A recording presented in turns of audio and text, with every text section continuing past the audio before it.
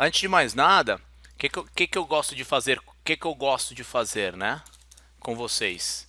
Eu gosto de mostrar para vocês tudo ou quase tudo, né? Porque tudo é impossível.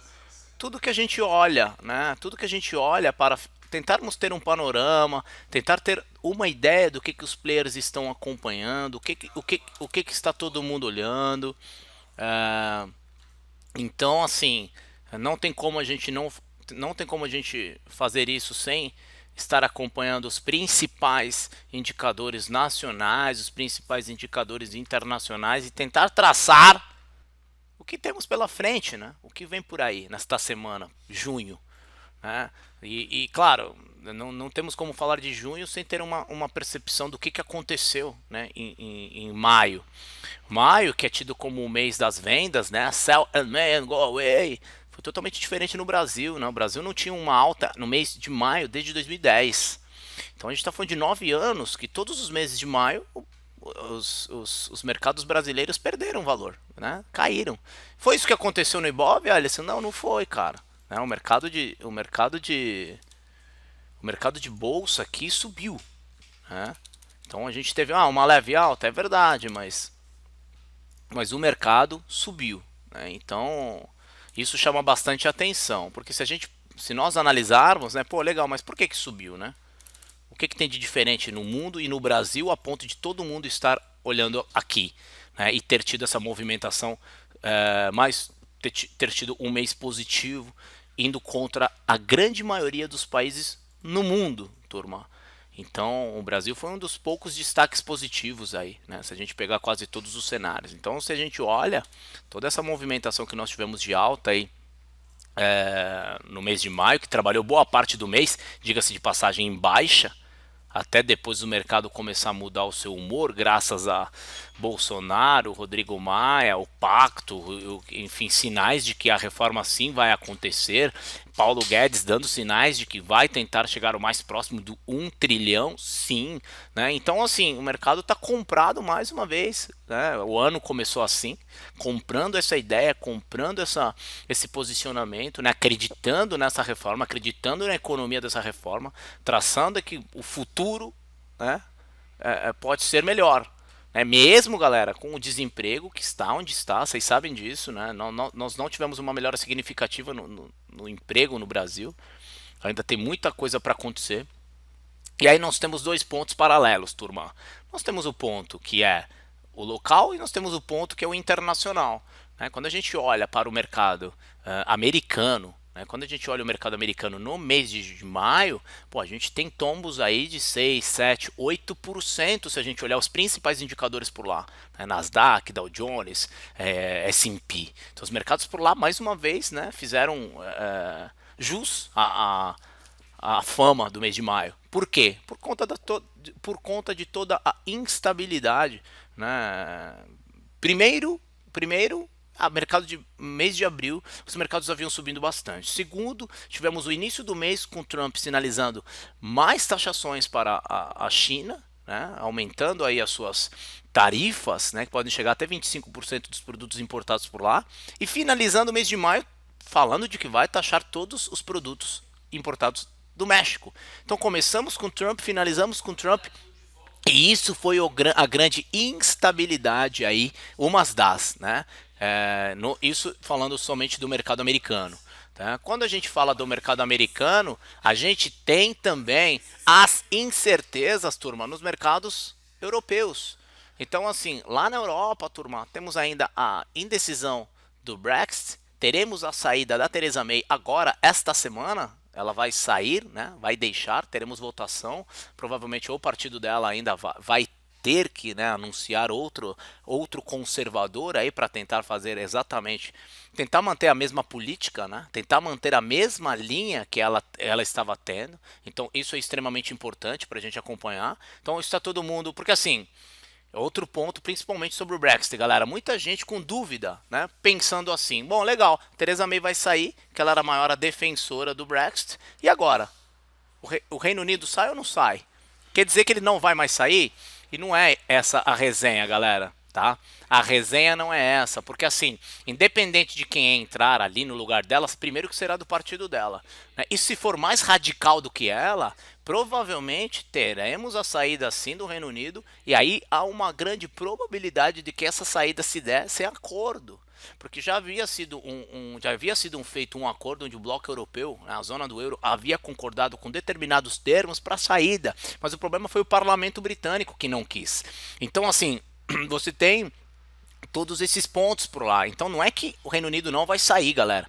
Há uma grande probabilidade sim que ele ainda saia. Mas todas essas incertezas, lembrando em conta que ali é uma das maiores economias do bloco, fazem o mercado oscilar, né? Hoje o Trump está por lá, né? O Trump está passeando nesse início de junho por lá, já mandou bem, né? Já chegou na Inglaterra chamando o prefeito de fracassado, etc e tal, está exigindo uma pessoa um pouco mais radical, porque qual que é o interesse dos Estados Unidos, galera? E aqui um ponto, se o Reino Unido sai do bloco europeu, quem é o seu maior parceiro comercial?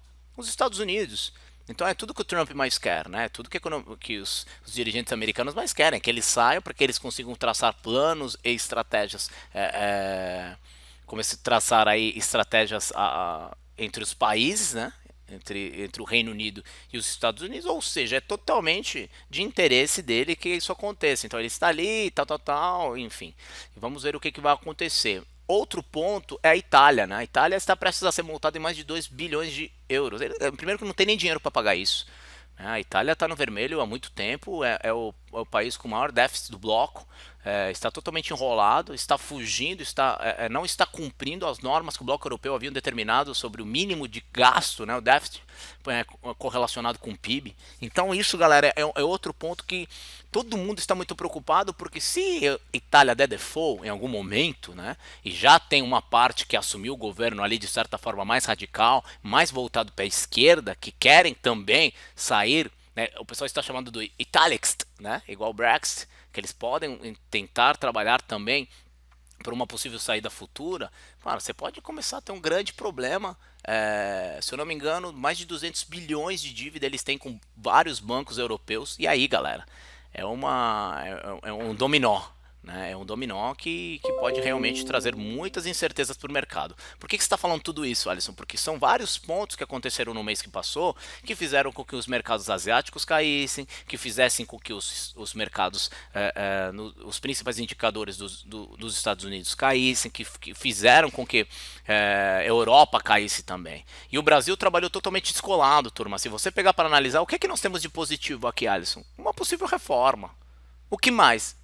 Nada.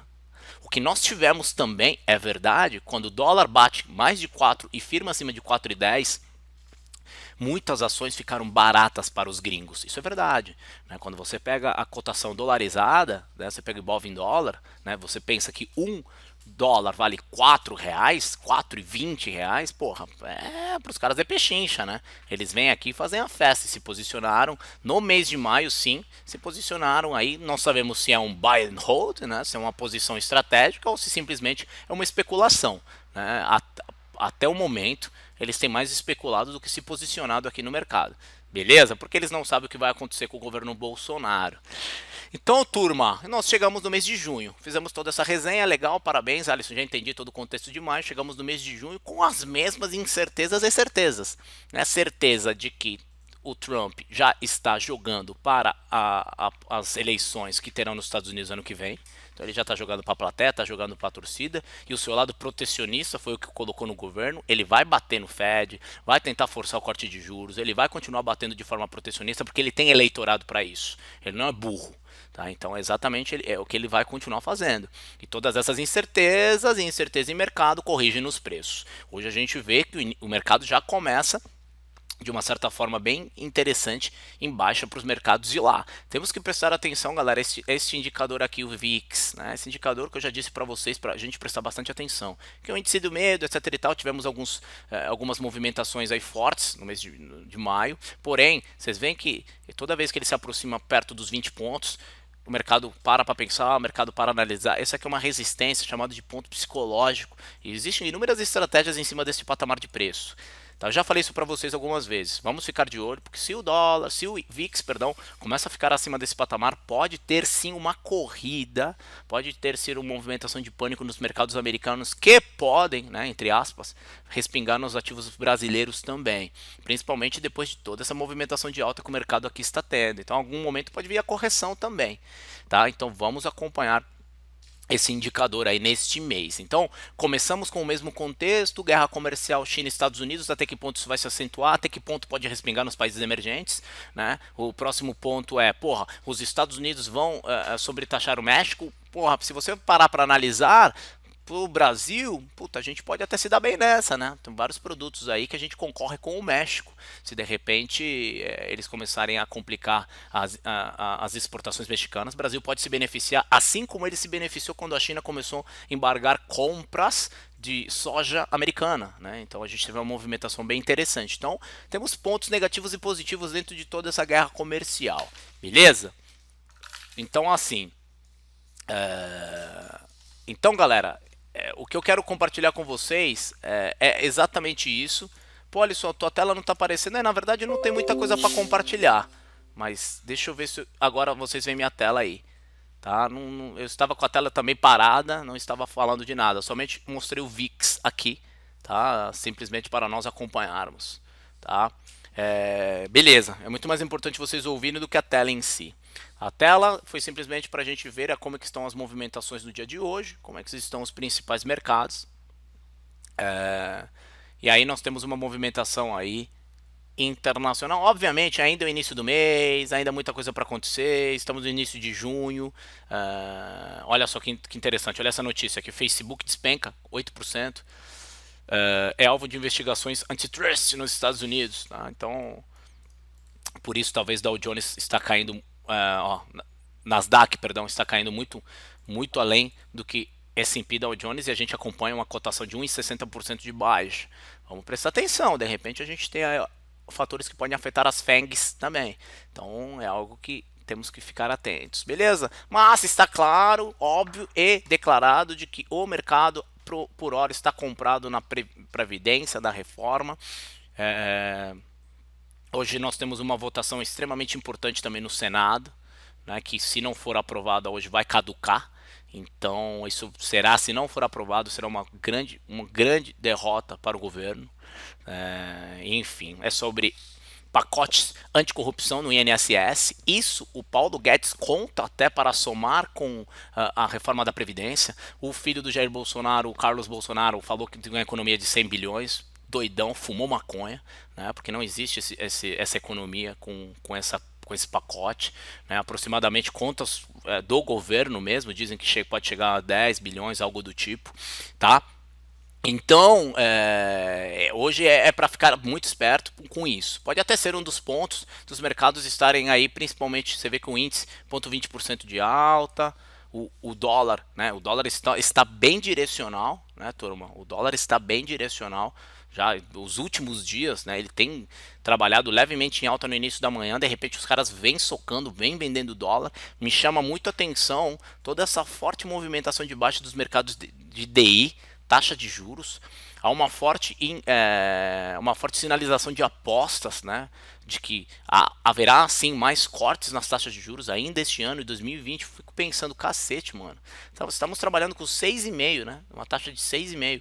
Então, não sei até que ponto esse corte realmente acontecerá. Mas, pelo visto, a inflação está controlada, e se realmente o governo quiser estimular a economia, é aqui nas taxas de juros que ele vai vir e vai cortar, sem sombra de dúvida. De repente, passando a reforma, eles animem e acabem fazendo isso, tá? Então está claro essa movimentação do dólar. Temos que prestar atenção, galera, o dólar trabalhando agora, né? O dólar que vem, mais uma vez, maio, bateu 4,11. Estamos trabalhando com ele a 3,89 em, sei lá, estamos falando de 2 semanas, né? 2 semanas e meia, onde o dólar bateu 4,11, 3,89. Isso aqui mata qualquer tipo de gestão de carteira, mano. Mata, galera. Isso aqui mata qualquer tipo de posicionamento, né? Então não tenho dúvida que maio rolou muito stop loss de grandes instituições também. Pô, será que elas estão mudando de lado? Não sei. Não dá para saber, não dá para cravar. né? O que eu quero dizer para vocês é calma, galera. Ah, o dólar é 3,50. Calma, calma. Quando tava 4, todo mundo queria comprar. Chega pro 3,89, abaixo do 3,90, todo mundo quer vender. Então nós aqui, como somos inteligentes, a gente faz exatamente o contrário do que a grande manada faz. Então tenham muito cuidado com isso, tá? A qualquer momento pode vir uma correção e o dólar, eu vou falar para vocês mais uma vez, eu tenho falado isso várias vezes. É mais fácil o dólar voltar para 4 do que o dólar vir para 3,50, tá? É muito, mas muito mais fácil. Beleza? Então, beleza. Acho que é isso. Vamos dar uma olhada no que nós temos para a semana. Galera, a semana. Nesta semana a gente tem. Vamos ver aqui o calendário econômico para esta semana, tá? Hoje já foi, tivemos os dados no início do dia. Segunda-feira, beleza. Tivemos dados que vieram levemente pior para os Estados Unidos, né? PMI, legal. Teremos terça-feira IPC, né? Esses dados ultimamente estão vindo bem ruins na Europa. Nos Estados Unidos temos 10h45 discurso do Powell, o presidente do Fed. É importante, vamos acompanhar. Isso na terça, né? Beleza, legal. Show. Quarta-feira, feriado em Singapura, Indonésia e Índia, hein? Puta merda, que tristeza. Haja cachorro para comer. Temos aí, de mais importante, prévia do payroll, né? ADP. Prévia do payroll, então quarta-feira a brincadeira já começa a ficar bem mais interessante, tá? Prévia do payroll, PMI, estoque de petróleo. Quarta-feira é agenda recheadíssima. Quinta-feira teremos aí. Pá, pá, pá. Quinta-feira nós temos. Ah, não, temos sim. Decisão da taxa de juros na Europa. Obviamente as últimas não mexeram em nada, tá sempre em 0%. Mas é bom ficar de olho, né? Então, e na sexta-feira, senhoras e senhores, feriado em Hong Kong, feriado na China, feriado na Indonésia. Haja cachorro para comer. E temos aqui o payroll, dado extremamente importante. Temos inúmeros indicadores aí sobre payroll, taxa de emprego, taxa de desemprego. Sabemos que o bicho pega nesse horário. Estaremos aqui juntos, firme e fortes, se o meu filhote não nascer, obviamente. E tamo junto, galera. Eu acho que isso aqui é o mais importante. Eu não sei se eu esqueci de alguma coisa aí. Milton Lopes. Frente a um cenário de desaceleração da economia global, o Brasil passa a ser uma opção para os grandes investidores estrangeiros. Então, na verdade, quando você fala de desaceleração econômica, é muito difícil você falar que você vai ter grandes investidores, né? Porque quando você tem uma recessão econômica, esses grandes investidores geralmente estão perdendo dinheiro. Então, assim, o Brasil é uma opção, sem sombra de dúvida. Sem sombra de dúvida, principalmente focando se nós olharmos para a América Latina. Né? Você tem uma Argentina que está em eleições, você tem a Cristina Kirchner, que é um dos nossos concorrentes aqui, digamos assim, de países, né, de potência econômica latina, aqui da América Latina. Você tem dois grandes concorrentes do Brasil. Você tem México, que está sendo sobretaxado com os Estados Unidos, ou seja, a economia vai ser afetada. Você tem a Argentina, tem eleições, a Cristina Kirchner, né, que era o partido aí totalmente voltado para a esquerda, totalmente populista, enfim, fez inúmeras merdas assim, muito parecido com o que o PT fez por aqui, como por exemplo, jorrar dinheiro na economia, dar crédito barato, etc e tal.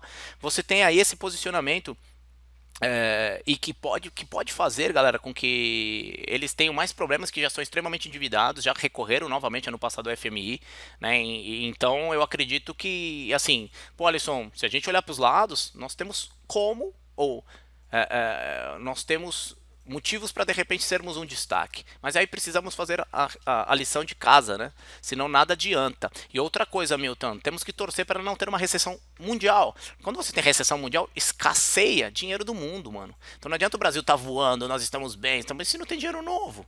Né? Então essa forte alta da bolsa, principalmente depois que ela bateu 100 mil pontos, a gente vê que isso é fluxo interno, isso é local, isso é institucional, né? Isso é fundo de pensão, isso aí são instituições brasileiras, não é gringo, mano, não é gringo. Isso poucas vezes na história a gente viu, esse tipo de posicionamento, tá? Então por isso que até boa parte do ano a gente viu o dólar subindo, bolsa subindo, né? Então poucas pessoas entendendo por quê, né, cara? Mas é porque não tem fluxo estrangeiro entrando por aqui. Beleza? O estrangeiro que eu digo para investimento, para especulação, Milton, eles estão todo santo dia nos nossos mercados. Beleza? E é isso, galera. Acho que não sei se eu esqueci alguma coisa. A resenha ficou nessa linha aí. Não sei se vocês têm alguma dúvida aí. E vamos que vamos, galera.